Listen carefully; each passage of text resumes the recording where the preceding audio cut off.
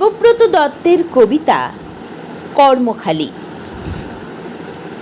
পাড়ার মদন পাশ করেছে ইতিহাসে এমএ। চাকরি পাওয়ার চেষ্টা করে যায় না তবু থেমে।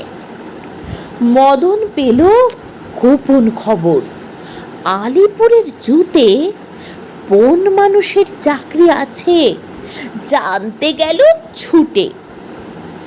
বন মানুষের মুখোশ পরে থাকতে হবে খাঁচায়, মাইনে পাবে 700 টাকা, খাবার পাবে যাচাই। বেকার মদন অনিচ্ছাদেও চাকরিখানা নিল। দর্শকরাও বেজায় খুশি, দারুণ মজা পেল।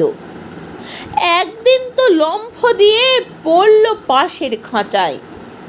পাশেই ছিল নেকড়ে বাঘ, কেই বা তাকে বাঁচায়। হালুম করে বাঘ বাবাজি যেই তুলেছে থাবা। বন মানুষ চেঁচায় বিষম, মরে গেলুম বাবা। বাঘটা তখন বললে কানে, উঠছ কেন ঘেমে? আমিও ভাই তোমার মতো ইতিহাসে এমএ।